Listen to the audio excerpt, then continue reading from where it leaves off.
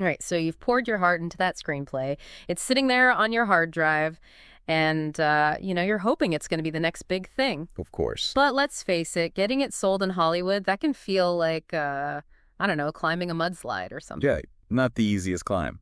Today, we're going to dig deep into the world of screenwriting and really the business of it. We're going to pull back the curtain and give you, the learner, the tools to not just write a great story, but actually navigate this crazy industry. Yeah, and to do that, we're tapping into some real wisdom from a seasoned screenwriter who's been there and done that. So think of this deep dive as like a cheat sheet, Exactly. an insider's guide to help you turn that dream into, a reality. That's the goal. Our mission is to extract the most valuable, actionable insights. And I gotta say, there are some surprising bits of wisdom in here that I think can really make a difference for you. Definitely. We're gonna start right at the heart of it all, the screenplay itself.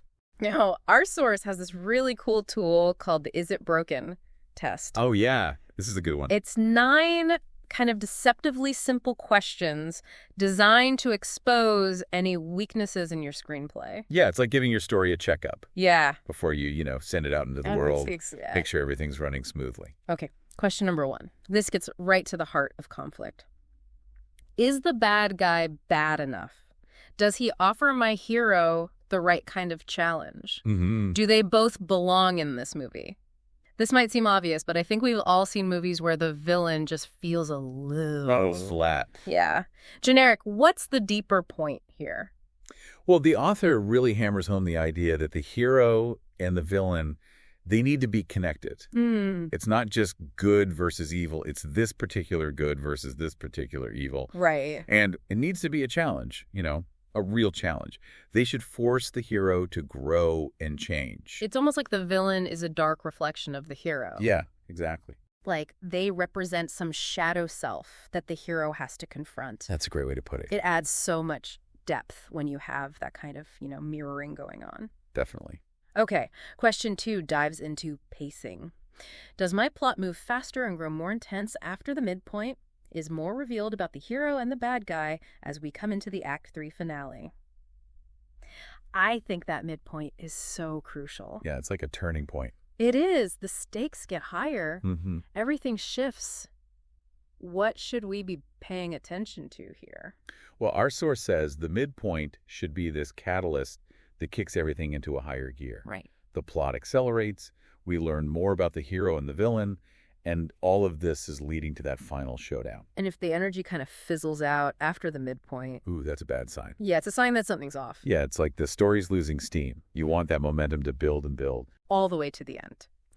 Okay, question 3 focuses on emotion. And I think this is so important because we often think about plot and character, but emotion is what really hooks the audience. The question is my script one note emotionally?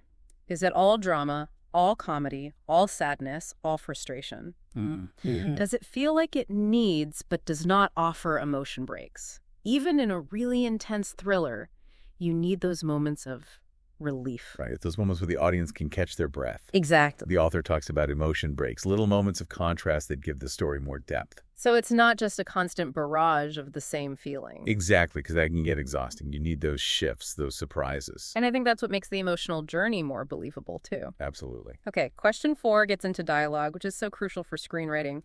Is my dialogue flat? After doing the bad dialogue test, does it seem like everyone talks the same? Oh, the bad dialogue test. Yeah, it's ominous. It does. But it's such a smart idea. Can I tell one character from another just by how he or she speaks? How does that test work? Okay, so you take a scene of dialogue, any scene, Okay. take out the character names, Got it. and then read it aloud. And if you can't tell who's speaking just from the way they talk, then your dialogue might be a little too generic. Ah, that's so smart. Each character should have her own voice. Yeah, their own unique rhythm, like a fingerprint. That's such a great way to think about it. Okay. Question 5 shifts the focus to the supporting players. Do my minor characters stand out from each other, and are they easy to differentiate by how they look in the mind's eye? Is each unique in speech, look, and manner? Even though they might not have as much screen time, those minor characters can really bring a story to life. Totally. They can. So we flesh out the world. I do. What are some ways to make them memorable? Well, even if a character only has a few lines, Give them something distinctive, a visual quirk, a funny catchphrase, a way of moving, anything that makes them stand out. I think of, like, those quirky sidekicks in some of my favorite movies. They might only have a few scenes, but they stick with you. Yeah, they leave an impression. Exactly. Question 6 goes back to the hero. Does the hero's journey start as far back as it can go? Am I seeing the entire length of the emotional growth of the hero in this story? Mm-hmm. I think this is so key for making us root for the hero. It is, because we need to see that transformation, that growth. Exactly. Like, where do they start? Right. And how far do they come by the end? What does the author say about this? The author says that we need to see the full arc. The hero's journey should start as early as possible so we can see the full extent of their change. Makes sense. It gives that change more weight. Okay, question 7 gets to something very fundamental, very human. Is it primal? Are my characters at their core reaching out for a primal desire to be loved, to survive, to protect family, to exact revenge? I think tapping into these deep universal desires is what makes a story resonate. For sure. It gives it power. It does. It does. Can you give us some examples of how this plays out in different genres? Sure. So in a romantic comedy, the primal desire might be, finding love and connection. Right. In a thriller, it might be survival, obviously. In a family drama, you could be protecting your loved ones. And even in a revenge story, there's often this deeper need for justice. That's a good point. It's not just about getting even, it's about righting a wrong. Exactly. And when you ground your characters in these primal desires, their choices just make more sense. They have more weight. Okay, we've already touched on question 8, which is about the pacing after the midpoint. And then question 9 is where the tough love comes in.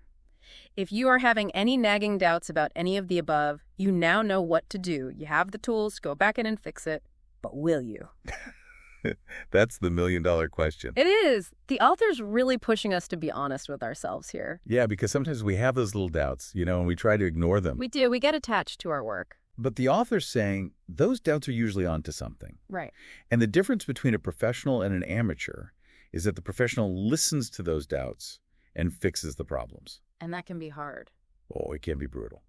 Letting go of things you love, rewriting entire scenes. But it's what makes the story stronger? It is. It's about serving the story even if it hurts a little. That's a great way to put it. And I love that the author provides some practical exercises to help us apply all of this. Analyzing weak movies, looking at the hero-villain dynamic, and even listening to real-life conversations to improve your dialogue. Yeah, those are good ones. They are. Okay, so you've used all these tools, you've polished your screenplay, it's shining. What happens next? Well, you have to venture into the jungle that is Hollywood. Dun, dun, dun. What's the lay of the land right now? Well, it's a constantly changing landscape. It is. But the author highlights a few interesting trends. Okay. Sequels, which used to be a sure thing, are becoming more and more unpredictable. That's interesting. Even big franchises are having trouble. There's also this huge emphasis on opening weekend numbers. Like, how much money does a movie make in those first few days? Right. The pressure's on. And one thing that's been doing really well, surprisingly, is family films. I wouldn't have guessed that. Okay, so what does all this mean for you, the screenwriter, with an original idea? What does it mean for trying to sell a spec script in this kind of volatile environment? Well, the good news is that studios still need fresh material. That's good to hear. They do. All these franchise flops mean they're hungry for new ideas, original stories. So your well-crafted spec script actually has a lot of potential. There's a but coming, isn't there? There might be a small but. I figured.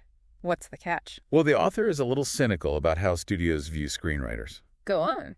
He says they tend to take all the credit for successes. They talk about their marketing, their distribution, but they don't always acknowledge the importance of the original story. The foundation it's all built on. Yeah. Okay, so how should a screenwriter approach this? Our source keeps talking about treating your screenplay like a business plan. What does that even mean? It's more than just writing a good story, right? Right. It's about thinking strategically. You need a great logline. You need a killer title. Think of these as your marketing tools. Your hooks. Yes. And you need to be professional. Okay. Show them you can deliver a well-structured screenplay and that you're willing to revise and take feedback. Right. It's about being easy to work with. Exactly. Okay, so you've got your business plan, you've got that polished script. Now the big question, how do you get an agent? I feel like every screenwriter is dying to know the answer to that. It's the Holy Grail. It is. Well, the author shares two really interesting stories. One is about ambition, and one is about fate. I like that. So the ambition story is about this writer who created a pilot for a show called The Blank Show, and he was determined to get it seen. So he put it on public access TV, put flyers all over L.A., and guess what? It got him noticed by Bud Friedman, the guy from the Improv. Wow.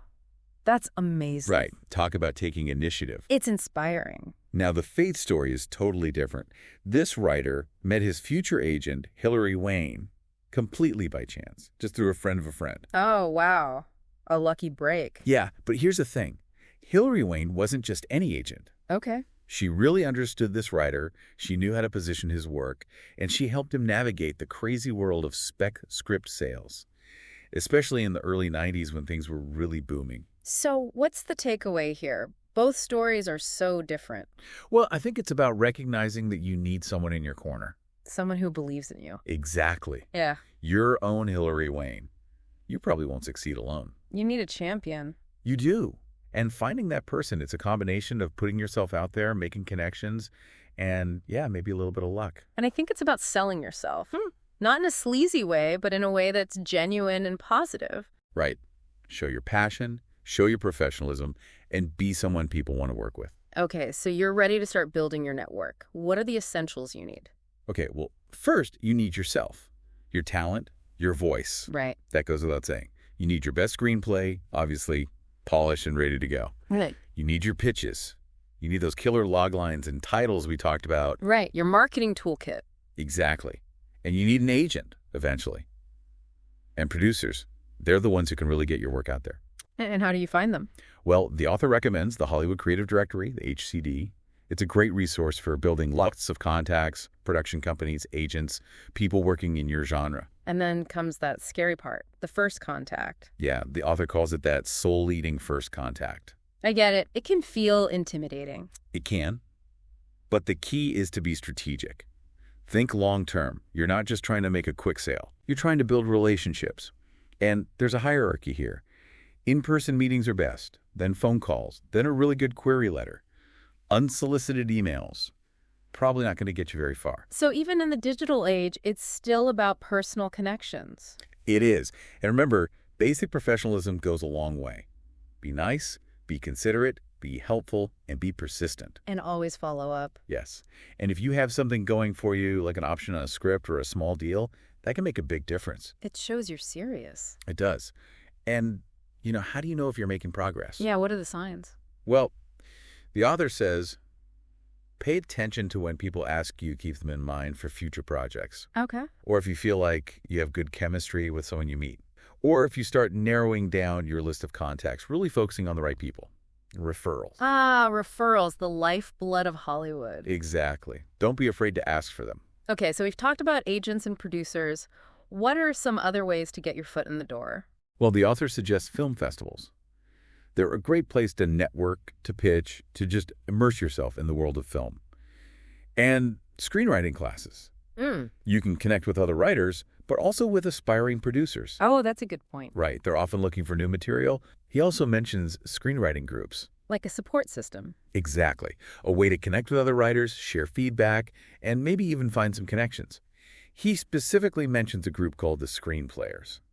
Okay, so there's strength in numbers. What else? He suggests a really interesting long-term strategy.